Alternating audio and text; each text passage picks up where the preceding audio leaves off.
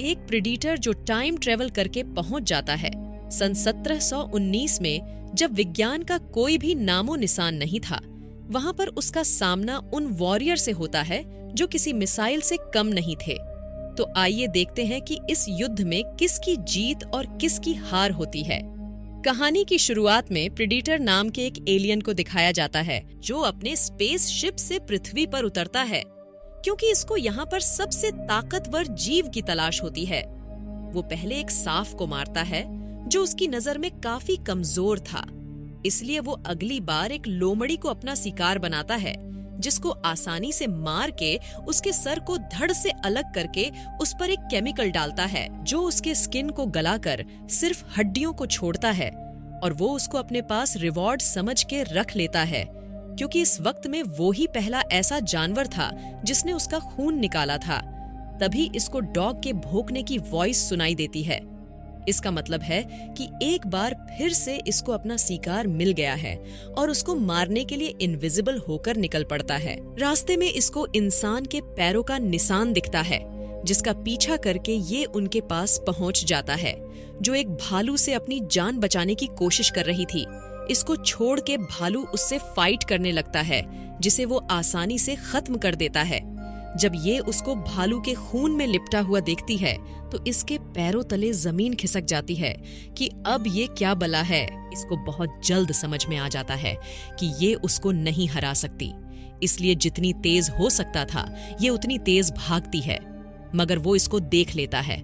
रास्ते में इसको इसी के कबीले के कुछ लड़के मिलते हैं जो इसको ही इसके भाई ताबे के साथ तलाश करने आए थे, मगर इसका भाई इनके साथ नहीं होता।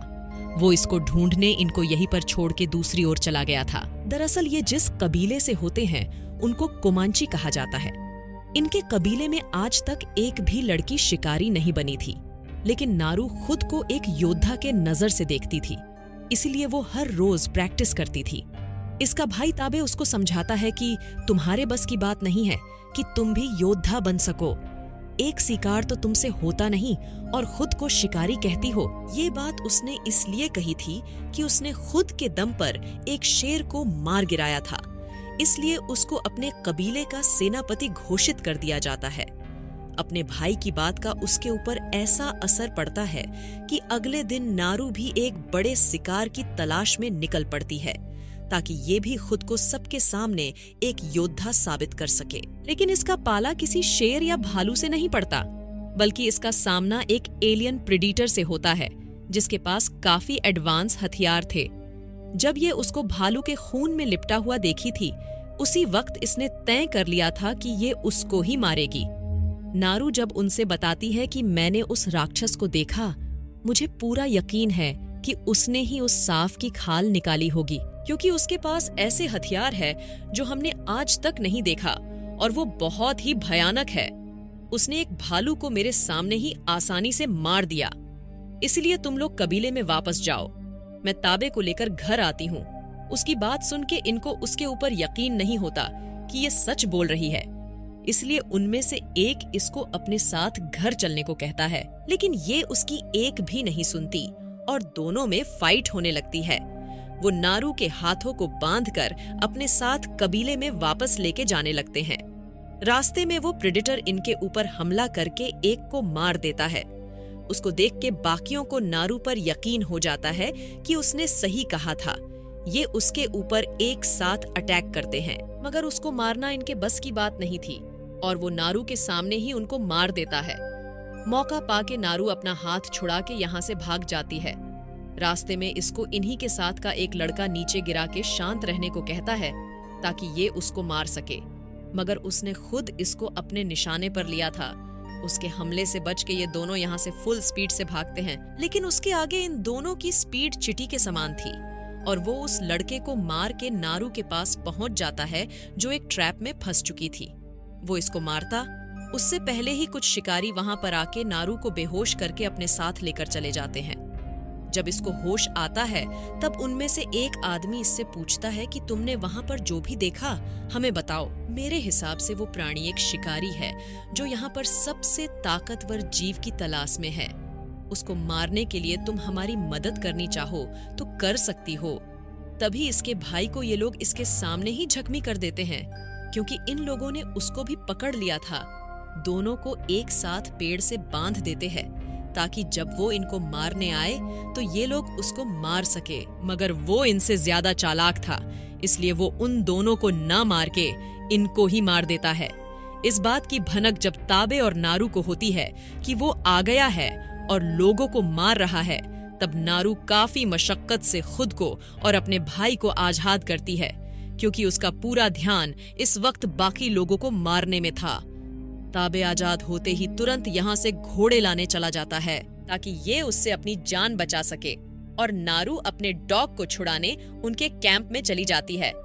तभी वहां पर वही आदमी आके इससे मदद मांगता है जो इससे पहले भी मदद मांग रहा था।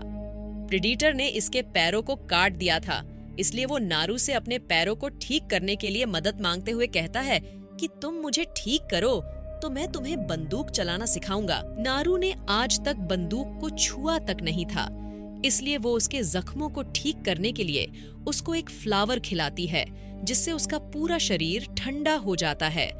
तभी वो प्रेडेटर भी इनके पास आ जाता है, मगर नारू उसके आने से पहले ही छिप गई थी, इसलिए वो उसको नहीं देख पाता, लेकिन ये उसको देख रही थी। तब इसको समझ में आता है कि वो उस आदमी को नहीं देख पा रहा है, क्योंकि इसने जो फ्लावर उसे खिलाया था जिससे उसका शरीर ठंडा था, और वो बॉडी के हिट से ही सिर्फ किसी भी जीव को देख पा रहा था, लेकिन उसकी गलती की वजह से वो उसको मार देता है। तभी नारू का डॉग उसके सामने आता है।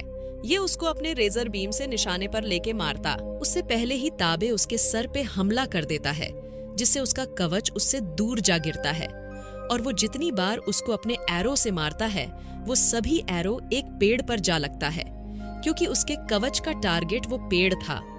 ये देखकर नारू समझ जाती है कि उसको कैसे मारना है। भाई बहन मिलकर उसको काफी जख्मी कर देते हैं। खुद को बुरी तरह से पिटता देख वो अपने कवच की मदद से इनविजिबल होकर ताबे को वो आसानी से मार देता है, मगर मरने से पहले वो नारू को यहाँ से भाग जाने को कहता है।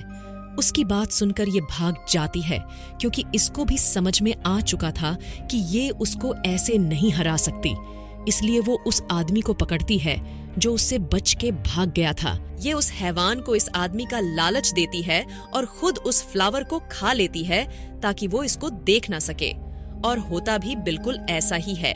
वो इसके नजदीक से निकल के उस आदमी का सर धड़ से अलग कर देता है, लेकिन नारू को देख नहीं पाता। इसका फायदा उठा के ये उसके सर पे बंदूक से शूट कर देती है, जिससे उसका कवच एक बार फिर से निकल जाता है, और नारू उसको लेके इसके पास से भागकर एक जगह सेट करके फिर से उसके आने का इंतजार करने लगती है। जैसे ही वो इसके पास आता है, ये उस पर हमला करके उसके हाथ को काट देती है। इन दोनों के बीच में घमासान लड़ाई होती है, मगर नारू बहुत ही चालाकी से उसके ही हथियार से उसको मार देती है। सुबह तक वो उसके सर को धड़ से अलग करके अपने कबीले लेकर पहुंच जाती है, जिससे सबको पता चल जाता है कि नारू भी एक योद्धा है।